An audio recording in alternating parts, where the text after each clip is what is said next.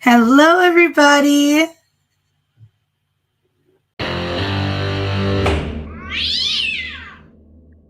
All right, is the defense prepared to go forward?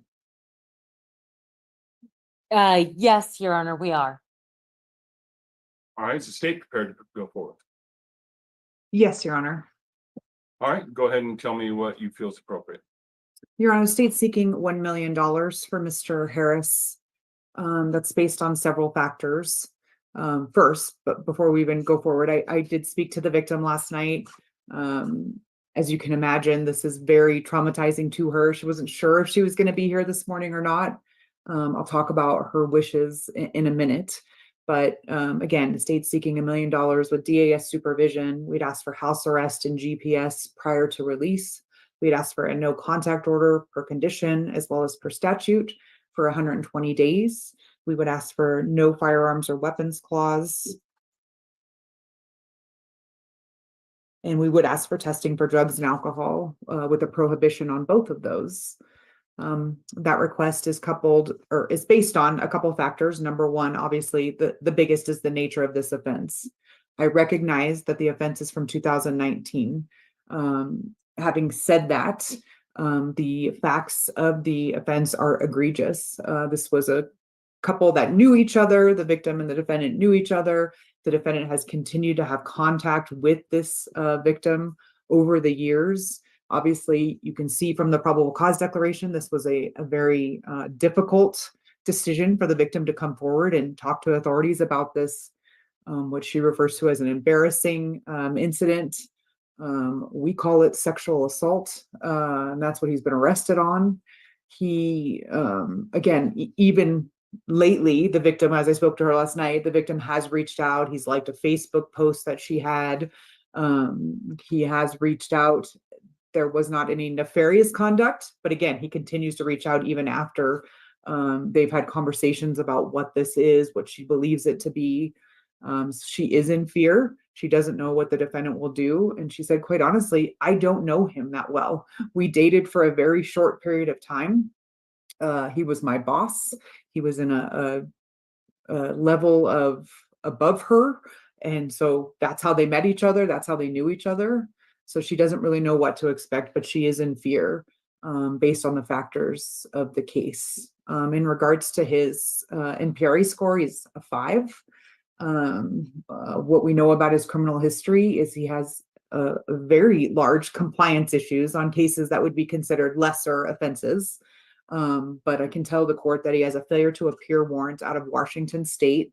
It looks like it's based on a traffic offense. In 2024, he was convicted of driving without a driver's license out of Reno Municipal Court. He failed to appear at the arraignment in that case. They issued a bench warrant for his arrest. He was picked up, got out of custody, failed to appear a second time at the bench trial in that matter, and another bench warrant had to be issued for his arrest. When I looked him up in Reno Justice Court, he has 3 different offenses related to driving that are all pending warrant, and they all revolve around, 2 of them revolve around, or one of them, I'm sorry, pre-sentence failure to appear. The other 2 are basically not following up, failures to comply post convictions on those offenses. In 2019, he was convicted of possession of drug paraphernalia that was pled down from possession of a controlled substance. In 2018, convicted of unregistered misdemeanor, unregistered vehicle and no insurance out of the Reno Justice Court. He failed to appear during the pendency of that case, and a bench warrant in the amount of $5,000 was issued for his arrest.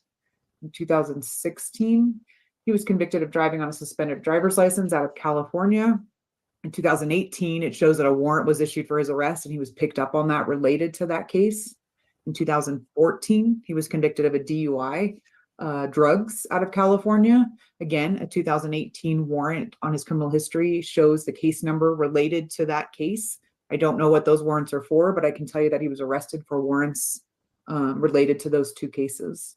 And back in 2009, he has a misdemeanor conviction for cruelty to a child, plus possession of controlled substance paraphernalia. That is out of California. So he does have compliance issues in this court in our area. In another state, Washington. Now, again, I'm sure the defense will point out that those are lesser cases, but they certainly show the defendant's ability to not comply with court orders. Something as simple as tickets or citations. The defendant has not shown up when he's supposed to. So the state believes that that contributes to the $1 million bail that the state is asking for. Again, based on all the totality of circumstances under the statutory outlining of what this court's to consider, the state believes that the $1 million is appropriate with those conditions. I thank you. Before I hear from the defense, I need to address one matter. Mr. Harris, you said you were going to hire your own attorney. Is that still the case? No, it's not. All right. You want to apply for the public defender? Yes. All right. Raise your right hand. You solemnly swear or affirm under penalty of perjury that the evidence and testimony you're about to give will be the truth, the whole truth, and nothing but the truth? I do. All right. You put your hand down. Tell me what your weekly income is. Currently, it's roughly $500. A week? Yeah. All right. And how many people do you support on that? Besides me, there's 3. Okay. And do you receive any government assistance? Medical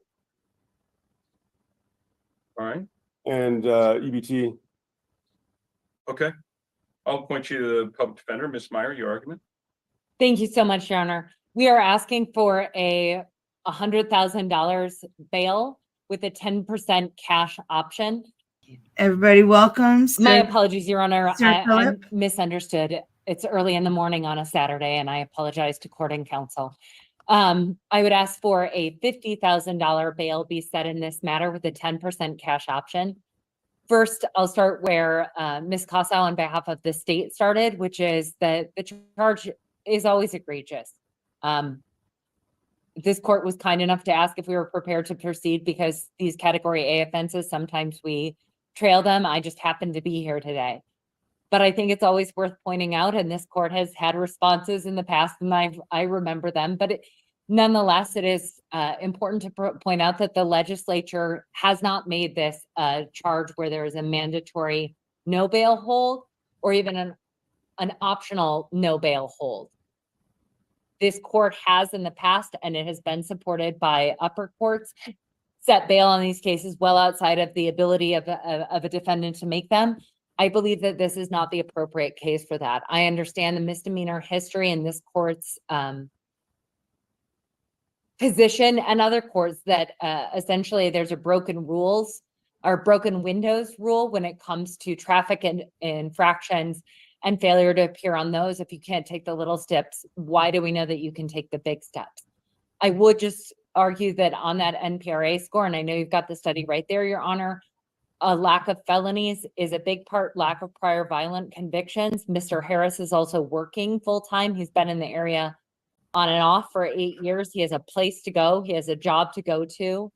I think that $50,000 cash for someone making $500 a week is pretty substantial, and would be enough of a hold with the other procedures in place that Ms. Casa reviewed, that DS supervision, all of the other supervisions, the substance abuse treatment.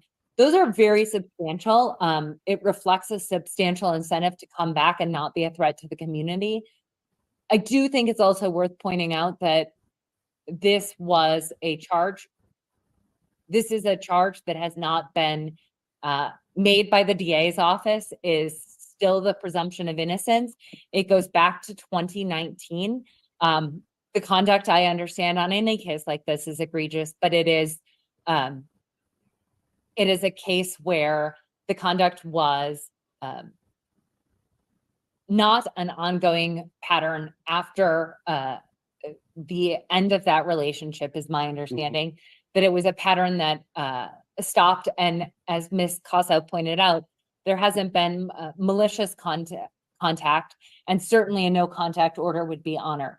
I think the fact that given the totality of this case, that $50,000 represents a significant hold for Mr. Harris, a significant incentive for him to be present, but also balances what the legislature has informed us with the option, and the Supreme Court with the option of having a monetary bail where there is reason to believe that the client can comply. And I think that's the case with Mr. Harris. On that, I'd submit.